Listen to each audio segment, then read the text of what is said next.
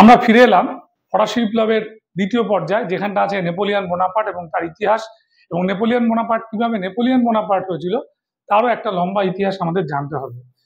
এবং এই ক্ষেত্রে আমি যেটা একটু বলবো সেটা হচ্ছে এই ভদ্রলোক জন্ম কিন্তু ওনার কোথায় ছিল? ইটালিতে, তাই তো? নেপোলিয়ন বোনাপার্টের জন্ম ইটালি ছিল, কারণ কর্সিকা দ্বীপ বলে যে অঞ্চলটা আমরা বলি সেটা তখন ইটালির অন্তর্ভুক্ত ছিল। এবং আর একজন বিখ্যাত ব্যক্তিত্ব যার কথা আমি বলবো, তিনি হচ্ছেন আমাদের এই গ্রেট হিটলার। হিটলারেরও জন্ম কিন্তু আমাদের জার্মান নয়, জন্ম হচ্ছে অস্ট্রিয়াতে, তাই তো? কিন্তু নেপোলিয়ন বোনাপার্ট ফ্রান্সকেই ভালোবেসেছিল, ফ্রান্সেই তার বড় হওয়ার, ফ্রান্সেই সবকিছু, এবং একজন তোমার কি বলবো ওয়ার্ল্ড ফেমাস রুলার, তাই না? একটা সাধারণ পরিবার থেকে উঠে আসা একটা লোক, যে আমাদের সৈনিক থেকে সেনাপতি, সেনাপতি থেকে আমাদের কনসুলেটের শাসনে এলেন এবং তারপর উনি সম্রাট হয়ে গেলেন। এটা তোমাদের ভালো করে জানতে হবে। তাহলে আমরা চলে আসি নেপোলিয়ন বোনাপার্টের ক্ষেত্রে বাসকুল নীতি। ঠিক আছে, যে ফ্রান্সে এই সময়টা ছিল, একটা ছিল তোমার দক্ষিণপন্থী, একটা ছিল বামপন্থী, আর তার মাঝখানে একটা ছিল হচ্ছে মধ্যপন্থী, তাই তো? এবার যারা 1795 সালে ডিরেক্টরি শাসন যখন প্রতিষ্ঠিত হয়, তখন আমরা এটা ভালো করে জানতাম যে আমাদের কি হয়েছিল, মধ্যপন্থায় কাজ চলেছিল। ঠিক আছে, এবং মধ্যপন্থায় যখন কাজ চলেছিল, এক ধরনের মধ্যপন্থী বুর্জোয়াদের তোমাদের আবির্ভাব হয়েছিল। তারা দক্ষিণপন্থী রাজতন্ত্রী আর বামপন্থী জ্যাকোবিনদের বিরোধিতার সম্মুখীন হয়েছিল। এই দুই দলের সঙ্গে তারা একটা ভারসাম্য মানে ব্যালেন্স করে চলেছিল, যেটাকে আমরা এক কথায় বলি বাসকুল বা ভারসাম্য। ঠিক আছে, তাহলে মধ্যপন্থী বুর্জোয়ারা যখন কি করলো, দক্ষিণপন্থী আর বামপন্থী তোমার কি বলবো আমাদের এই রাজতন্ত্রী দল আর বামপন্থী দল, দুটো দলের মাঝখানে একটা ব্যালেন্স করে চললো, তখনই এই নীতিটাকে আমরা বলি অ্যাকচুয়ালি বাসকুল নীতি, মানে মধ্যপন্থা নীতি বা ভারসাম্য রক্ষার নীতি। এবার দেখো, ফ্রান্সে কনসালের শাসন প্রবর্তিত হলো, তাই তো? এবং সেই কনসালের শাসনটা হয়েছিল মনে রাখবে 1799 সালের 9 নভেম্বর, যেটা একটা ডিরেক্টরি শাসনের অবসান ঘটানো হলো, এবং নেপোলিয়ন আমাদের কি করলেন? কনসুলেট শাসন ব্যবস্থা প্রবর্তন করলেন। ঠিক কোথায় জায়গাটা? ফ্রান্সে। নেপোলিয়ন ফ্রান্সে আমাদের তৈরি করলেন হচ্ছে কনসুলেট শাসন। 3 জন কনসালকে নেওয়া হয়েছিল। নেপোলিয়ন নিজে একজন প্রথম কনসাল, আর দুজন হচ্ছে অ্যাবেসিয়াস আর একজন হচ্ছে রোজার ডুকাস।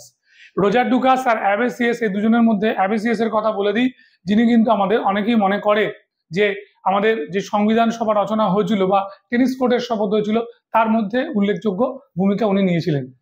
ঠিক আছে, মনে থাকবে। তাহলে 1799 এবার কনসুলেট শাসন ব্যবস্থার প্রকৃতি কি ছিল? ঐতিহাসিক কোব্বান, আলফ্রেড কোব্বান একটা ভারী চমৎকার কথা বলেছিল। কনসুলেট শাসনযন্ত্রের ইঞ্জিন আর বাষ্প ছিলেন প্রথম কনসাল।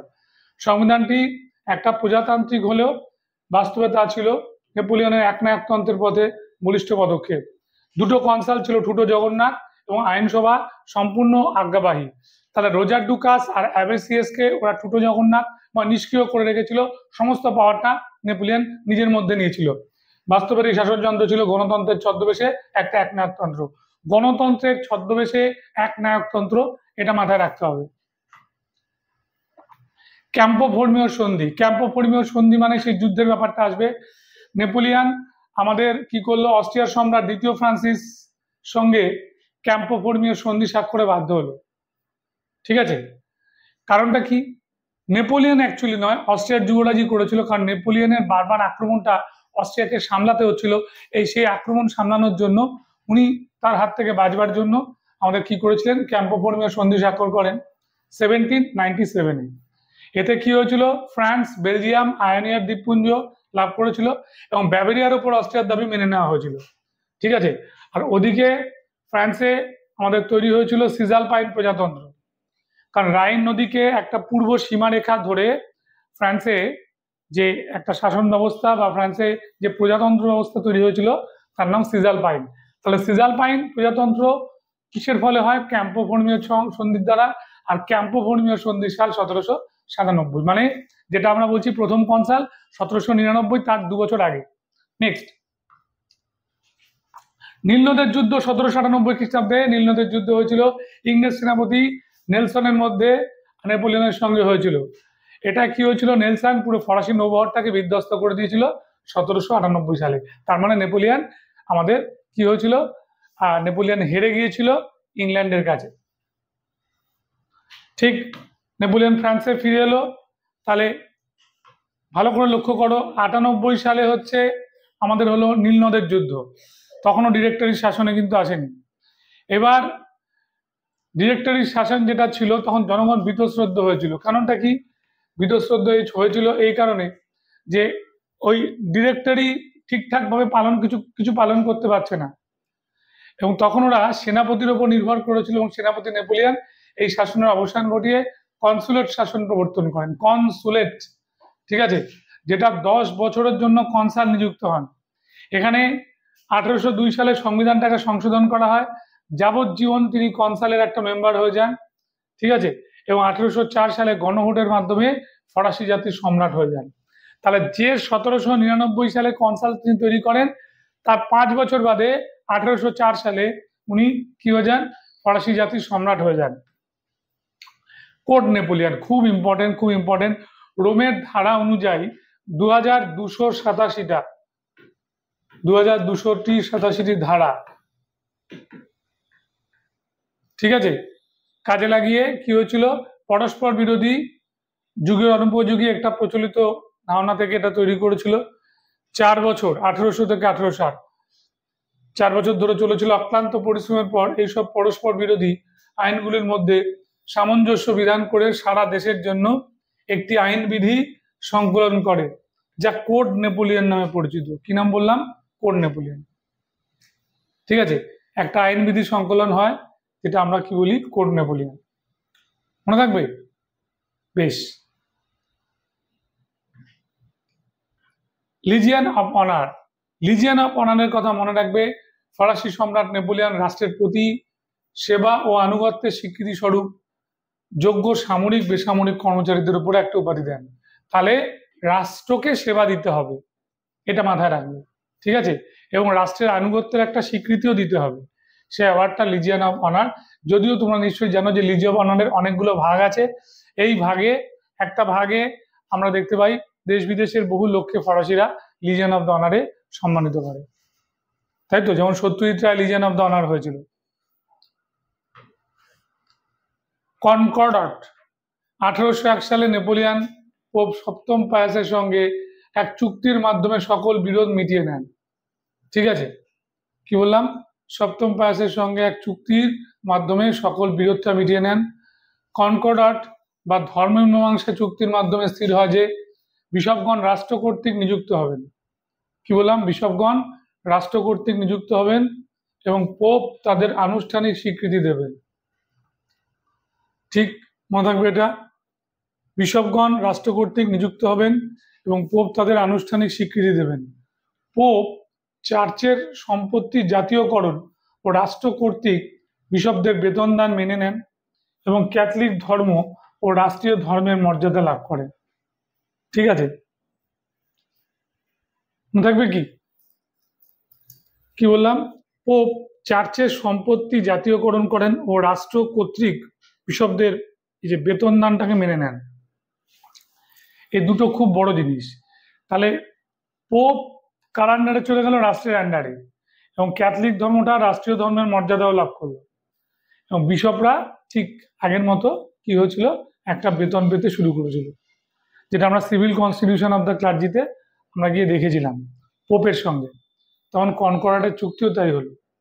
7ম পায়াস, মনে রাখবে, 7ম পায়াস কিন্তু 1804 সালে নেপোলিয়নকে আমাদের সিংহাসনে করোনেট করার সময় উনি কিন্তু যাজক ছিলেন। এবার নেপোলিয়নকে কেন বিপ্লবের সন্তান বলা হয়? দারুণ কথা। দেখো, সাম্য, মৈত্রী, স্বাধীনতা, এই 3টি আদর্শকে যখন নেপোলিয়ন ধরেছিল তখন উনি অবশ্যই বিপ্লবের সন্তান। আর যখন উনি আমাদের কনসুলেট শাসন থেকে নিজের শাসনে চলে আসেন, মানে সম্রাট হয়ে যান, সম্রাট হয়ে যাওয়ার পরে আমরা কি দেখতে পারি যে তিনি আমাদের এই সবচেয়ে বড় জিনিস স্বাধীনতাটাকে খর্ব করে দেন, তাই তো। তখন নিজেই নিজেকে বলছেন আমি বিপ্লবের ধ্বংসকারী, ঠিক মনে থাকবে। তাহলে এখানে এই কথাটা বলতে হবে, নিজেরই দুটো কথা, বিপ্লবের ধারক বা বিপ্লবের সন্তান আবার বিপ্লবের ধ্বংসকারী। এই যে বিপ্লবের সাম্য নীতিকে তিনি গ্রহণ করে ফ্রান্সে আইনগত সমতা, সামাজিক সাম্য, যোগ্যতা অনুযায়ী গঠিত হয়েছিল। সরকারি চাকরিতে নিয়োগ, সামন্ত প্রথা আর বিশেষ অধিকারের বিলোপ করা হয়েছিল। ঠিক আছে, জার্মানিতে বিপ্লবী ভাবধারা বহাল রাখা হয়েছিল। তাহলে কোশ্চেনটা এইভাবেই দেবে যে সাম্য সাম্য ইকুয়ালিটিটাকে ধরেছিলেন বলে ওনাকে বিপ্লবের সন্তান বলা হয়েছে। পরে যখন ইকুয়ালিটি নষ্ট করে ফেলেছেন, স্বাধীনতা নষ্ট করে ফেলেছেন, তখন উনি কিন্তু আর বিপ্লবের ধ্বংসকারী হয়ে গেছে।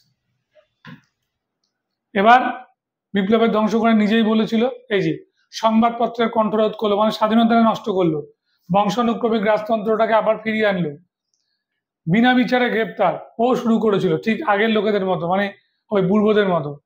এবং তখন তিনি বিপ্লবের ধ্বংসকারী হয়ে গেল। ঠিক আছে, স্বাধীনতাটাকে বিসর্জন দেওয়াটাই মনে রাখবে বিপ্লবের ধ্বংসের সূত্রপাত। নেপোলিয়নের বিপ্লবের ধ্বংসের সূত্রপাত স্বাধীনতাকে বিসর্জন দেওয়া। তাই তো, তার ভাইয়ের কোনো যোগ্যতাই ছিল না, তাকে স্পেনের সিংহাসনে বসিয়েছিল। বেশ, অ্যামিয়েন্সের সন্ধি, এটা 1802 সালে অ্যামিয়েন্সের সন্ধি হয় আমাদের কাদের মধ্যে? ইংল্যান্ড ও ফ্রান্সের মধ্যে দীর্ঘস্থায়ী যুদ্ধের সাময়িক বিরতি ঘটে এবং দ্বিতীয় শক্তিজোটটা ভেঙে যায়। বেশ, তাহলে এই সন্ধিটা নেপোলিয়ন একটা বিরাট কূটনৈতিক জয় লাভ করলো। কেন করলো? যে ইংল্যান্ডকে বাধ্য করলো অ্যামিয়েন্সের সন্ধি স্বাক্ষর করাতে। ফ্রান্স শক্তিশালী রাষ্ট্র হিসেবে স্বীকৃতি লাভ করলো। ফ্রান্সের বিরুদ্ধে তৃতীয় শক্তিজোট কবে এবং কাদের মধ্যে গঠিত হয়েছিল? নেপোলিয়নের ক্রমবর্ধমান শক্তিবৃদ্ধি আর আগ্রাসী কার্যকলাপ ইংল্যান্ডের একটা কি হয়েছিল, আমাদের মাথা ব্যথার কারণ হয়ে গেছিল, তাই তো। তখন ওরা কি করেছিল, ইংল্যান্ডের উদ্যোগে 1805 সালে ইংল্যান্ড, অস্ট্রিয়া, রাশিয়া, সুইডেনকে নিয়ে ফ্রান্স বিরোধী তৃতীয় শক্তিজোট গঠন করলো। ইংল্যান্ড নিজে তো থাকলো, টানলো হচ্ছে রাশিয়াকে আর অস্ট্রিয়াকে, সঙ্গে ইউরোপের আরেকটা দেশ সুইডেন, আর তোমার কি বলবো, সুইডেনকে যখন নেওয়া হলো, ইউরোপের একটা অন্যরকম শক্তি, মানে অস্ট্রিয়া যেরকম ভাবে যুদ্ধ করেছে, রাশিয়া যেভাবে যুদ্ধ করেছে, সুইডেন কিন্তু সেভাবে যুদ্ধ করেনি। এই শক্তিটাকে কাজে লাগালো, একসঙ্গে নিয়ে ফ্রান্সকে চাপ সৃষ্টি করার জন্য একটা শক্তিজোট গঠন করলো, যাকে আমরা বলছি তৃতীয় শক্তিজোট। ঠিক আছে, মূল লক্ষ্য হচ্ছে ফ্রান্সের ভবিষ্যৎ আক্রমণ থেকে ইউরোপকে রক্ষা করা এবং ইউরোপের শান্তি বজায় রাখা। অ্যাকচুয়ালি ইংল্যান্ডের সঙ্গে যদি যুদ্ধ করে তাহলে ইংল্যান্ডের শান্তি বজায় থাকবে না, এটাকেও ক্যালকুলেট করেছিল। ট্রাফালগারের যুদ্ধ, ট্রাফালগারের যুদ্ধ 1805, ইংল্যান্ড আর ফ্রান্সের মধ্যে ট্রাফালগারের যুদ্ধ হয়েছিল। ঠিক আছে, এটা কিন্তু নৌযুদ্ধ। নৌসেনাপতি অ্যাডমিরাল নেলসন ফরাসি নৌবহরকে সম্পূর্ণভাবে বিধ্বস্ত করেছিল। ঠিক ঠিক আছে, তার নেলসন হারিয়ে দিল ট্রাফালগারের যুদ্ধে। কাকে হারালো? আমাদের নেপোলিয়ন বোনাপার্টকে। ঠিক আছে, এইখানে পরিষ্কার হয়ে গেল যে সমুদ্রের রানী বা সমুদ্রের ওপর সবচেয়ে আধিপত্য বিস্তারকারী যে দেশ, তার নাম হচ্ছে ইংল্যান্ড। ঠিক আছে, তাকে হারানো সম্ভব না। এবার অস্ট্রালিজের যুদ্ধ, কোথায় কোন যুদ্ধে? নৌ যুদ্ধে হারানো সম্ভব না, এটা মাথায় রাখবে। অস্ট্রালিজের যুদ্ধ, অস্ট্রালিজের যুদ্ধ 5 সালেই হয়েছিল। ভিয়েনা মানে হচ্ছে অস্ট্রিয়ার উপকণ্ঠে অস্ট্রালিজের যুদ্ধে নেপোলিয়নের সামরিক প্রতিভা চরম পরিচয় পাওয়া গেছিল। এখানে দেখেছিলাম অস্ট্রিয়া আর রাশিয়ার যুগ্ম বাহিনী তার কাছে হেরে গেছিল। এটাকে বলা হয় নেপোলিয়নের কেরিয়ারের অন্যতম সেরা যুদ্ধ।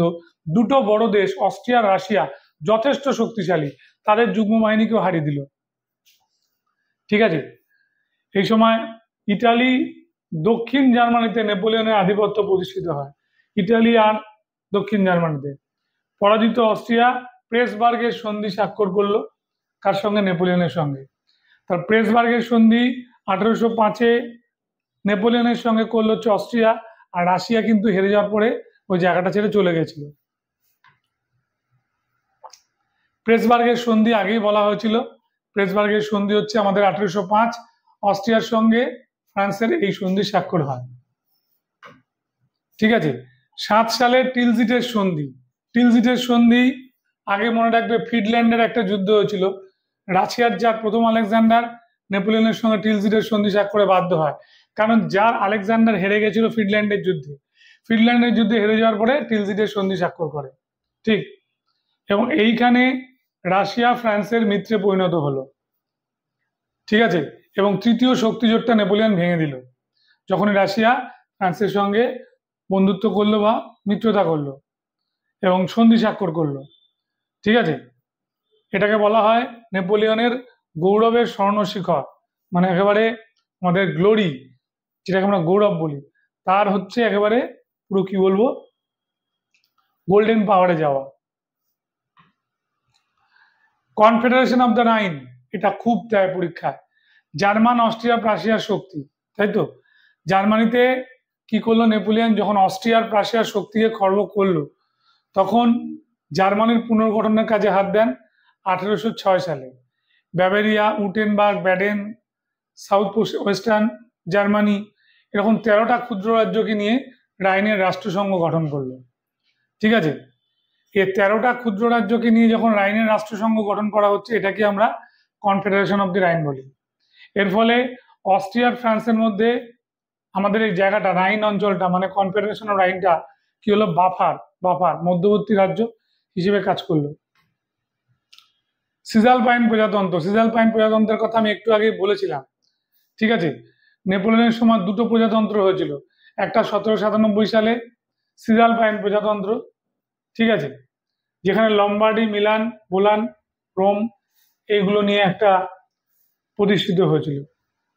ঠিক আছে, বলতে পারা যায় যে সিজালপাইন প্রজাতন্ত্র যখন হলো, তখন আমরা পরিষ্কার দেখলাম যে ইস্ট ইটালিকে অস্ট্রিয়ার হাত থেকে তো বাঁচালোই, এবং একই সঙ্গে কি করলো, একটা ফ্রান্সের আশ্রিত রাজ্য পরিণত করলো ইটালিকে, এবং সেটা অস্ট্রিয়ার এগেনস্টে কি হলো, একটা শক্তির তৈরি হলো। এবার আসছে মহাদেশীয় অবরোধ। মহাদেশীয় অবরোধ ব্যাপারটা কি, ইংল্যান্ড বাণিজ্যের রানী, তাই তো, সমুদ্রপথে, তার কারণ তিনি কি করেন, আমাদের সব সমুদ্রপথে বাণিজ্য করে একচাটিয়া একটা অধিকার রাখে। তখন নেপোলিয়ন ঠিক করলো ফ্রান্সের প্রোডাক্টও বিক্রি হবে, এবং সেই বিক্রি করার সময় কোনো আমাদের ইংল্যান্ডের বন্ধুত্বপূর্ণ দেশগুলোতেও বিক্রি করা হবে। আর যদি ইংল্যান্ডের কোনো জাহাজ ফ্রান্সে ঢোকে, তাহলে সেটা বাজেয়াপ্ত করা হবে। এবং শুধু তাই নয়, ইংল্যান্ডের জাহাজগুলো ফ্রান্সের সঙ্গে যাদের যাদের সন্ধি হয়েছে সেই সব কান্ট্রিতে ঢোকে, তাহলে সেই দেশকে আক্রমণ করার হুমকি দেওয়া হবে। এটাই হচ্ছে আমরা কি বলি, কন্টিনেন্টাল বা মহাদেশীয় অবরোধ। ঠিক আছে, ইউরোপের কোনো রাষ্ট্রই ইংল্যান্ড থেকে কোনো পণ্য আমদানি করতে পারবে না, পরিষ্কার বলা হলো। এই অবরোধটাকে আমরা মহাদেশীয় অবরোধ বলি, যেটা নেপোলিয়নের পতনের একটা মস্ত বড় কারণ হয়ে গেছিল। নেপোলিয়ন কেন করেছিল? নেপোলিয়ন অর্থনৈতিক অবরোধের মাধ্যমে ইংল্যান্ডের ব্যবসা বাণিজ্য ধ্বংস করে তাকে দুর্বল করার চেষ্টা করেছিল, তার জন্য মহাদেশীয় অবরোধ ব্যবস্থা নিয়েছিল। এবং এটাও মনে করেছিল যদি ইংল্যান্ডের বাণিজ্যটা ধ্বংস করে ফ্রান্স সেই বাজারটা দখল করতে পারে, তাহলে ফ্রান্সে শিল্পায়ন ঘটবে। ঠিক আছে, আচ্ছা, মহাদেশীয় অবরোধ জারি করা হয়েছিল 1806 11 নভেম্বর, কি দিয়ে? বার্লিন ডিক্রি জারি করে। ঠিক আছে, এবং এখানে এটা বলা হয়েছিল, তোমরা নিশ্চয়ই জানো, ফ্রান্সের শিল্পায়নকে সুনিশ্চিত করার কথা আর ইংল্যান্ডের বাণিজ্যটাকে ধ্বংস করার কথা বলা হয়েছিল। এবার দেখো বার্লিন ডিক্রি জারি করা হয়েছিল, মনে রাখবে, 1806 11 নভেম্বর। ঠিক আছে, যেটা নেপোলিয়ন ইংল্যান্ডের বিরুদ্ধে মহাদেশীয় অবরোধের সূচনা করেছিল। ফ্রান্স বা তার মিত্র বা তার নিরপেক্ষ দেশের বন্দরগুলিতে ইংল্যান্ড বা তার উপনিবেশগুলি থেকে আসা কোনো জাহাজ ঢুকতে দেওয়া হবে না, যেটা বললাম। আর ইংল্যান্ডের কোনো পণ্য এই সব দেশের বন্দরে নামতেও দেওয়া হবে না। ঠিক, তারা বিক্রিও করতে পারবে না, বন্দরগুলোতে ঢুকতেও পারবে না, এখানে তাকে নামতেও দেওয়া হবে না। মিলান ডিক্রি, ইংল্যান্ডের জারি করা অর্ডার ইন কাউন্সিলের প্রত্যুত্তরে নেপোলিয়ন আবার মিলান ডিক্রি জারি করলো। ঠিক আছে, এই মিলান ডিক্রি যখন জারি হলো, তখন নিরপেক্ষ বা মিত্র রাষ্ট্রের জাহাজ ইংল্যান্ড বা তার মিত্র থেকে রাষ্ট্রের বন্দরে পাঠালে অর্ডার ইন কাউন্সিল অনুসারে ইংল্যান্ডের কাছ থেকে ছাড়পত্র নিলে তা বাজেয়াপ্ত করা হবে। ঠিক, আইন এবং পাল্টা আইন। তাহলে মিলান ডিক্রিটা, অর্ডার ইন কাউন্সিল যেটা করেছিল হচ্ছে ইংল্যান্ড, তারই প্রত্যুত্তরে নেপোলিয়ন এটা করেছিল। এবার ফন্টেনব্লু ডিক্রি, ওরে বাবা খুব আসে পরীক্ষায়। ফন্টেনব্লু ডিক্রি 1810 খ্রিস্টাব্দে নেপোলিয়ন মিলান ডিক্রি উপেক্ষা করার জন্য যেসব ব্রিটিশ মাল বাজেয়াপ্ত করা হবে তা প্রকাশ্যে আগুনে পোড়ানো হবে। ঠিক আছে, ধরা পড়ার পরে সেই জিনিসটা জাহাজ শুদ্ধ বা জাহাজটাকে রেখে দিয়ে তার জিনিসপত্রগুলোকে আগুনে পোড়ানো হবে। এবং এই নির্দেশ অমান্যকারী ব্রিটিশ ব্যবসায়ীদের বিচার করার জন্য বিশেষ আদালতও গঠন করা হবে। ঠিক, দ্বিমুখী অস্ত্র বলা হয় কেন? ঠিক আছে, মহাদেশীয় ব্যবস্থা একটা দ্বিমুখী অস্ত্র ছিল। ইংল্যান্ডে যথেষ্ট পরিমাণে আচ্ছা, এখানে একটাই কথা বলে দিই, মানে ফ্রান্সের বিপর্যয়,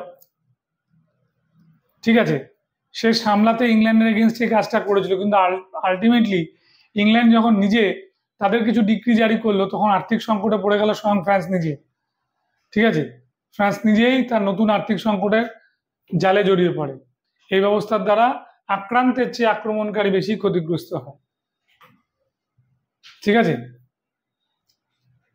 নেপোলিয়নের সাম্রাজ্যের ক্ষেত্রে মহাদেশীয় ব্যবস্থার প্রভাব। ঠিক আছে, মনে থাকবে এটা। এবার দেখো, এই যে নেপোলিয়ন একটা গভীরতর সংকটের মুখোমুখি হন। ঠিক আছে, মহাদেশীয় ব্যবস্থার জন্য সমগ্র ইউরোপের বিশাল উপকূল ভাগ অঞ্চলে পাহারার জন্য ক্রমাগত ছোটাছুটি করতে হয়েছিল।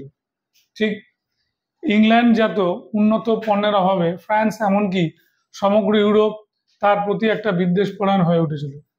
মনে থাকবে কি বললাম, সমগ্র ইউরোপ তার প্রতি একটা বিদ্বেষ পরায়ণ হয়েছিল। এর মূল কারণ কি? সেটা হচ্ছে ইংল্যান্ডের পণ্যের যে প্রোডাক্টের কোয়ালিটি বা যাবতীয় বা টাকা পয়সার যে ব্যাপারটা ছিল, সেটা তারা পাচ্ছিল না, বা তার মধ্যে তারা সেটার উপরে অভ্যস্ত হয়ে গেছিল। এবং যারা তাদের কাছ থেকে যারা সেলার মানে বিক্রি মানে যাদেরকে বিক্রি করতো, তারা মনে করতো যে ওই প্রোডাক্টটাই আমার চাই, ওই জিনিসটাই আমাকে দিতে হবে। এটার জন্য ফ্রান্সের প্রতি একটা মানে বিরক্তির ভাব এসে গেছিল। আর যারা দেশীয় ব্যবসায়ী, যারা টাকা লগ্নি করতো ফ্রান্সে, তারাও নেপোলিয়নের প্রতি একটা বিরক্ত হয়ে যায়। এবং এবং এইখানে নেপোলিয়নের একটা কি হয়ে যায়, সমস্যা চলে আসে, যেটা মহাদেশীয় অবরোধ ব্যবস্থা থেকে এসেছিল। এবার আসছে উপদ্বীপের যুদ্ধ। উপদ্বীপের যুদ্ধ মানেই বুঝতে পারছো, আমাদের পর্তুগাল আর স্পেন এগুলো সব উপদ্বীপের অঞ্চল। যখন আমরা জানি যে নেপোলিয়ন আমাদের কি করতে গেল, স্পেন দখল করতে গেল, তখন পর্তুগালের মধ্যে দিয়ে সৈন্য নিয়ে গেল। ঠিক আছে, তাই তো? এবং এই সময়টা পর্তুগাল দখল করতে যখন গেল, তখন স্পেনের মধ্যে দিয়ে হচ্ছে সৈন্য নিয়ে গেল। আবার শোনো, পর্তুগাল দখল করতে গিয়ে যখন স্পেনের মধ্যে দিয়ে সৈন্য নিয়ে গেল, ফেরার সময় যখন পর্তুগাল জিতে এলো, তখন স্পেনটাও দখল করলো। সেটা তো ভীষণ রকমভাবে কথার খেলাপ হলো। সেইখানে কি হলো, স্পেন আর পর্তুগাল এই দুটো দেশই নেপোলিয়ন বিরোধী হয়ে উঠলো। ঠিক আছে, তখন এই দুটো যুগ্ম বাহিনী মানে স্পেন আর পর্তুগাল নেপোলিয়নের এগেনস্টে যুদ্ধ করতে শুরু করলো, যেটাকে আমরা এক কথায় বলি উপদ্বীপের যুদ্ধ। ঠিক আছে, কারণ এটা উপদ্বীপ অঞ্চলকে কেন্দ্র করে হয়েছিল। পরে এখানে ইংল্যান্ডও যোগ দেয়। ঠিক আছে, তাহলে এই বৃত্তটা পুরো কমপ্লিট হয়। এবং এই যুদ্ধে তোমরা নিশ্চয়ই জানো যে নেপোলিয়ন কিন্তু আলটিমেটলি হেরে গিয়েছিল, পরাস্ত হয়েছিল। স্পেনীয় ক্ষত। এই যে স্পেনের ওপর দিয়ে জাতীয়তাবোধটাকে তোমার কি করেছিল, জাতীয়তাবোধে একটা আঘাত দিল, বা জাতীয়তাবোধে আঘাত দিল না, বলতে পারি যে জাতীয়তাবোধটা উদ্বুদ্ধ হয়ে গেল নেপোলিয়নের জন্য। তারা তখন ঐক্যবদ্ধ হলো এবং সংগ্রাম করতে শুরু করলো। এবং সত্যি কথা বলতে গেলে এটা নেপোলিয়নের জীবনের মোড় ঘুরে গেল। কেন বলছি, এই যুদ্ধ প্রতিহত করতে গিয়ে মানে উপদ্বীপের যুদ্ধে 5 লক্ষ ফরাসি সেনা মারা গেল, তাই না? ঠিক আছে, এবং নেপোলিয়ন যে একটা অপরাজেয় এরকম একটা ভাবমূর্তি ছিল, বা সাময়িকভাবে যুদ্ধ হেরে গেল আবার রিকভারি করে যুদ্ধে জিতে সব চলে গেল। ঠিক আছে, বহু দেশে বিদ্রোহ শুরু হয়ে যায়, এবং নেপোলিয়ন নিজেই বলেছিলেন যে স্পেনীয় ক্ষতই আমাকে ধ্বংস করেছে, স্প্যানিশ আলসার রুইন মি। এবার আসছে মস্কো অভিযান, টিলজিটের সন্ধি 1807। ঠিক আছে, এটা রাশিয়া মহাদেশীয় অবরোধ ব্যবস্থা মেনে নিয়েছিল, কিন্তু 10 সালে রাশিয়া এই ব্যবস্থা মানতে অস্বীকার করলো। ঠিক 3 বছর বাদে তখন নেপোলিয়ন রাশিয়া আক্রমণ করলো। সময়টা 1812, এবং ওই সময়টা প্রচন্ড ঠান্ডা। বলছে যে ভারখানাস্কের ঠান্ডায় মারা গিয়েছিল না হলেও 1 লক্ষের ওপর গ্র্যান্ড আর্মি, বা কেউ বলে গ্র্যান্ড আর্মিটাই ধ্বংস হয়ে গেছিল। ঠিক আছে, হেরে গেলেন এই যুদ্ধে। ঠিক আছে, প্রাথমিকভাবে সাফল্য পেলে যুদ্ধে হেরে গেল, খালি বোরোডিনের যুদ্ধে জিতে গেছিল নেপোলিয়ন। কুটজব, রুশ সেনা যে কুটজব যে চালু করেছিল হচ্ছে আমাদের কি বলে, যে নীতিটাকে বলি আমরা পোড়ামাটি নীতি, সেই পোড়ামাটি নীতি কোনো কাজে লাগেনি। ঠিক আছে, চতুর্থ শক্তিজোট গড়ে ওঠে এবং তার পতন ঘটে। ঠিক আছে, মনে থাকবে এটা। বেশ, রাশিয়া অভিযানের তাৎপর্য, তাই তো? রাশিয়ার কাছে মেনলি হেরে গেছিল রাশিয়ার কূটকৌশলের কাছে, এবং যখন তিনি রাশিয়ার কাছে প্রাথমিকভাবে হারলেন বা যুদ্ধ জিতেও সৈন্যক্ষয় করে এলেন, তখন জাতিসমূহের যুদ্ধ শুরু হয়ে যায়। ঠিক আছে, যেটা স্পেন আর পর্তুগাল স্টার্ট করেছিল, রাশিয়া গিয়ে অনেকটাই তার কি হলো, তোমার ধ্বংস আরো বেড়ে গেল। এবার চতুর্থ শক্তি জোট, চতুর্থ শক্তি জোট এটা তৈরি করেছিল রাশিয়া, প্রাশিয়া, ইংল্যান্ড। ঠিক আছে, রাশিয়া, প্রাশিয়া, ইংল্যান্ড চতুর্থ শক্তি জোট গঠন করেছিল। তৃতীয় শক্তি জোট ভেঙে যাওয়ার পরে চতুর্থ শক্তি জোটে আবার একই দল, রাশিয়া, প্রাশিয়া, ইংল্যান্ড, এবং সেখানে তুরস্ক আর সুইডেন অস্ট্রিয়ার পক্ষে যোগ দিয়েছিল। এবং তারা এটাই প্রতিজ্ঞা করেছিল যে নেপোলিয়নের পতন না হওয়া পর্যন্ত তারা যুদ্ধ থামাবে না, যুদ্ধ কন্টিনিউ করবে। ঠিক আছে, এই যে বরোডিনোর যুদ্ধ, বরোডিনোর যুদ্ধটা হচ্ছে খুব ইন্টারেস্টিং। বরোডিনো একটা মস্কো থেকে 75 মাইলের দূরের একটা গ্রাম। ঠিক আছে, এখানে রুশিয়া কুটজবের কাছে হেরে যায়। ঠিক আছে, এবং তিনি বেশ বয়স্ক, 60+ এজ ছিল। এটা নিয়ে একটা উপন্যাস আছে, সেই উপন্যাসটার নাম হচ্ছে war and peace, Leo Tolstoy. হেরে গেল। ঠিক আছে, এবং বরোডিনের যুদ্ধে নেপোলিয়ন জয় হলো, তার 30,000 সেনা ওখানে শেষ, মারা যায়। ঠিক আছে, মনে থাকবে।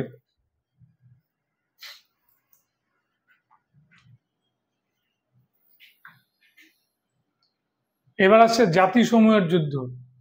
নেপোলিয়নের মস্কো অভিযানের ব্যর্থতার ফলে সমগ্র ইউরোপে প্রবল উন্মাদনা দেখা দিল এবং তার বিরুদ্ধে চতুর্থ শক্তি জোট গড়ে উঠল।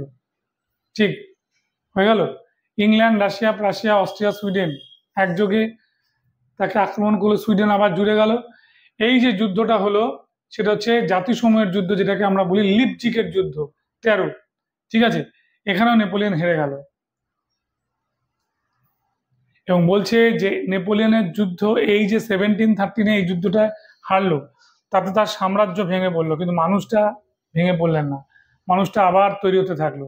মানুষটাকে, আমাদের নেপোলিয়ন বোনাপার্টকে সেই সময় বন্দি করা হলো এলবা দ্বীপে, এবং সেখানে বুড়ো বংশের রাজা অষ্টাদশ লুইয়ের পরে লুইকে বসানো হয়েছিল।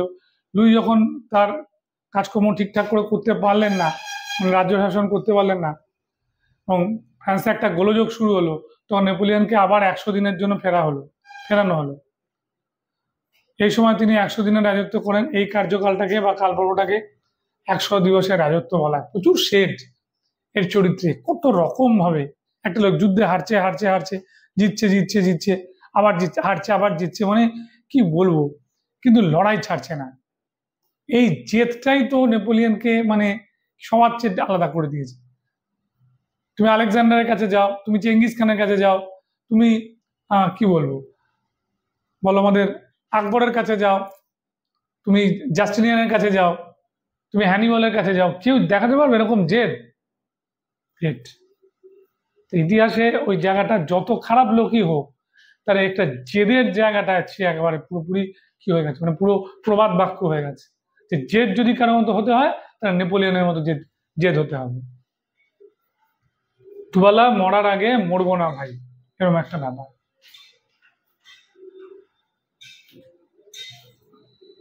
ঠিক আছে,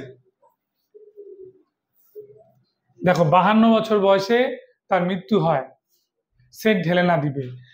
এখানে 1815 থেকে 1821 6 বছর বন্দী ছিলেন। যার কাছে হেরে গেছিল তার নাম ডিউক অফ ওয়েলিংটন। কোন যুদ্ধে? ওয়াটারলুর যুদ্ধে। একটা ইডিয়ামই আছে, তোমার জীবনে তো ওয়াটারলু এসে হাজির হয়েছে।